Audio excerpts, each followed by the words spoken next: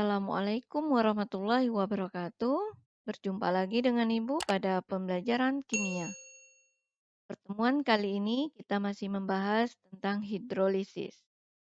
Nah, kali ini pembahasan kita yaitu pH larutan garam. Baik, sebelum kita mulai, mari kita membaca basmalah. Bismillahirrahmanirrahim. Semoga kita diberi kemudahan untuk memahami materi kita kali ini. Adapun tujuan pembelajaran kita yaitu menghitung pH larutan garam. Nah, pada video sebelumnya kita sudah mempelajari hidrolisis tentang jenis dan sifat garam.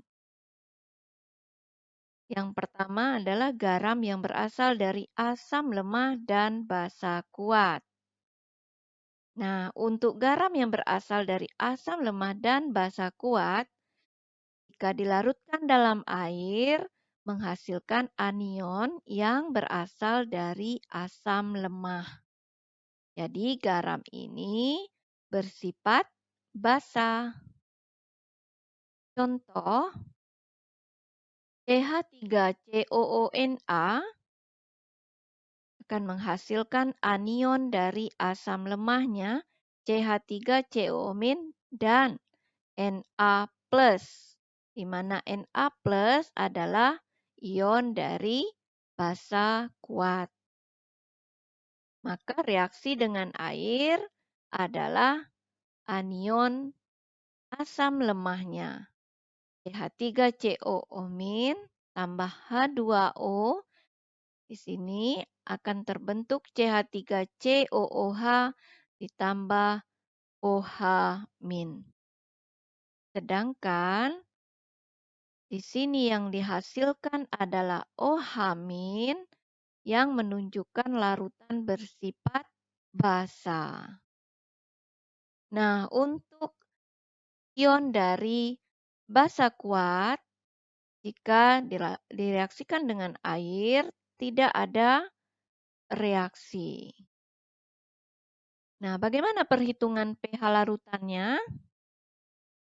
Untuk pH larutan yang berasal dari asam lemah dan basa kuat ini akan mengalami hidrolisis parsial. Hidrolisisnya adalah dari anionnya yang asam lemah tadi yang akan bereaksi dengan air.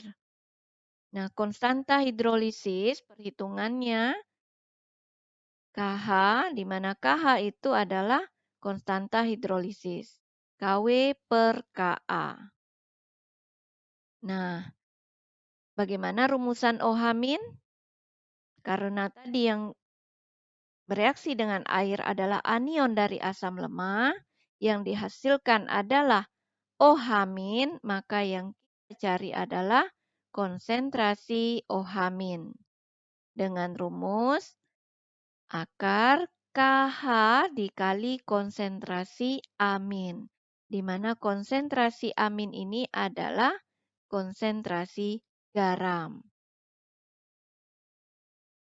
Atau di mana KH tadi sama dengan KW per KA, maka tinggal kita substitusikan di dalam akar rumusan OH-. Maka konsentrasi OH- sama dengan akar KW per KA dikali konsentrasi amin. Nah, untuk menghitung pH larutan, karena yang kita peroleh adalah konsentrasi OH-, maka di sini pOH. Rumus pOH minus log konsentrasi OH-. Untuk pH sama halnya seperti materi kita sebelumnya. 14 dikurangi pOH. Ya, di mana KH adalah tetapan hidrolisis, KW itu tetapan ionisasi air, itu bernilai 10 pangkat minus 14. Kemudian Ka adalah tetapan ionisasi asam lemah atau Ha. Konsentrasi amin adalah konsentrasi ion garam yang terhidrolisis.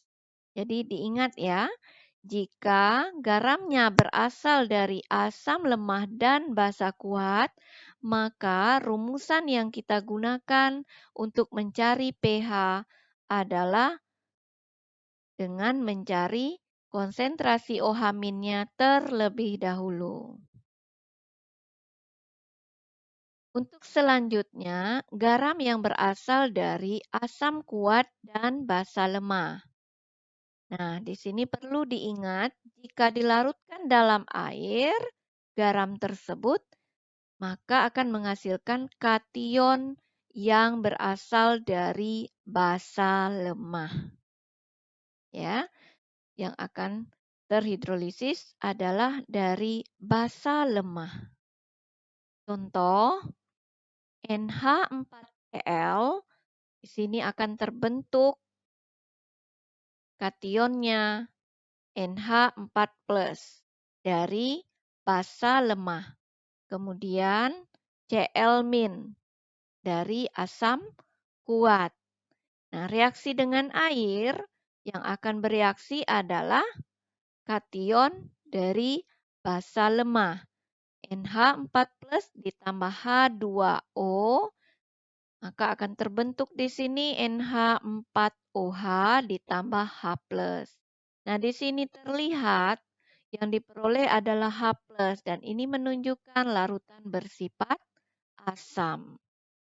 Kemudian, anion dari asam kuat jika bereaksi dengan air tidak ada reaksi.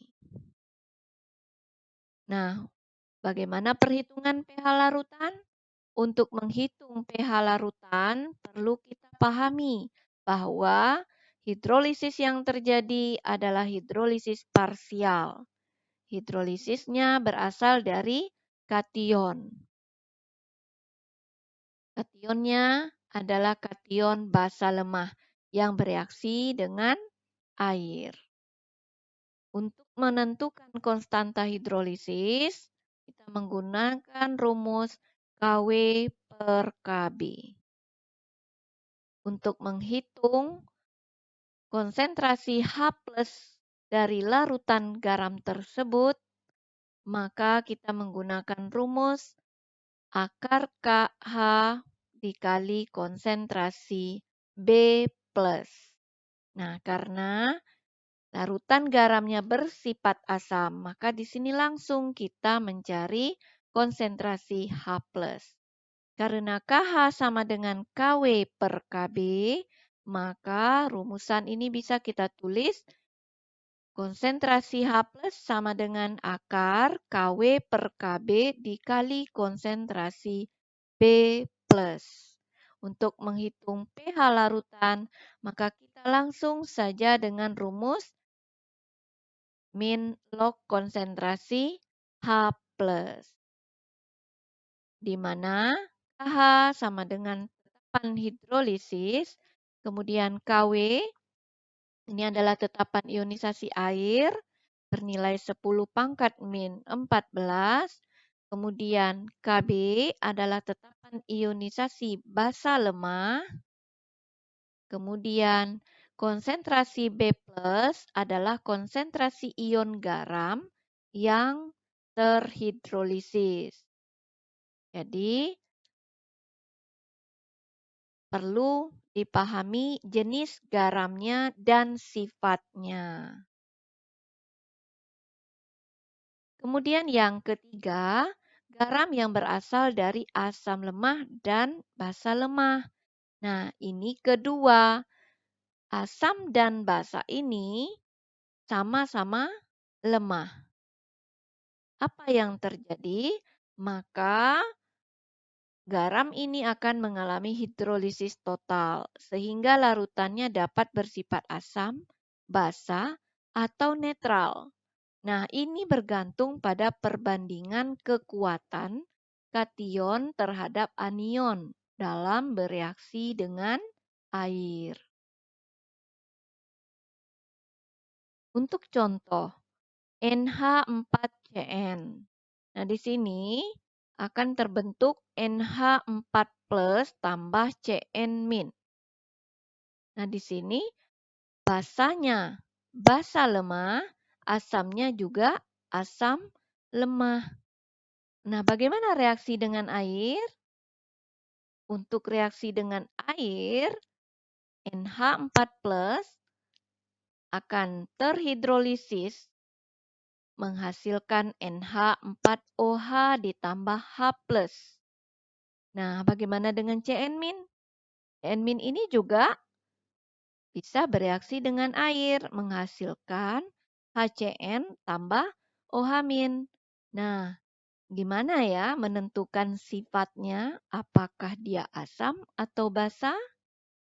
Pada video sebelumnya kita sudah bisa menentukan bahwa asam lemah dan basa lemah terbentuk garam, maka sifat garam tersebut bergantung pada nilai Ka dan Kb.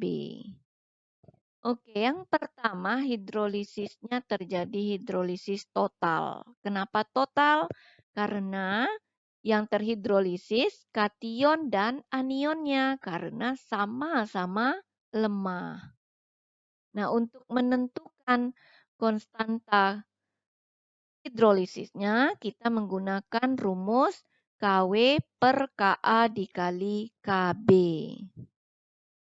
Untuk rumusan H+, kita bisa menggunakan rumus akar Ka dikali Kw per Kb. Ya, jadi di sini bisa kita lihat untuk menentukan pH larutan, kita bisa langsung menggunakan rumus pH, min log konsentrasi H+. Oke, kemudian sifat larutan. Nah, di sini akan diketahui nilai Ka dan nilai Kb pada soal. Jika Ka lebih besar dari Kb, maka larutannya bersifat asam. Nah, berikutnya jika Ka kecil dari Kb, maka larutannya bersifat basa. Jika Ka sama dengan Kb, maka larutan bersifat netral. Jadi, sangat penting memahami jenis dan sifat larutan. Kemudian, kita bisa menghitung pH larutan garam. Semoga bisa dipahami dengan baik. Kemudian yang keempat, garam yang berasal dari asam kuat dan basa kuat. Nah, kalau tadi garamnya berasal dari asam dan basanya sama-sama lemah. Nah, sekarang sama-sama kuat. Gimana? Apa yang terjadi? Maka tidak ada ion yang bereaksi dengan air atau tidak terhidrolisis. Nah, contoh NaCl, maka akan terbentuk Na plus dan Cl-. Bagaimana jika direaksikan dengan air? Maka untuk ion Na plus tidak ada reaksi. Bagaimana Cl-? Cl- juga demikian. Tidak ada reaksinya jika dimasukkan air. Nah, untuk larutan bersifat netral karena konsentrasi ion H+ dan ion OH- tidak terganggu. Mudah-mudahan bisa dipahami dengan mudah. Kita ucapkan alhamdulillahirobbilalamin. Semoga video ini bermanfaat membantu siswa-siswi sekalian dalam memahami perhitungan pH larutan garam. Wassalamualaikum warahmatullahi wabarakatuh.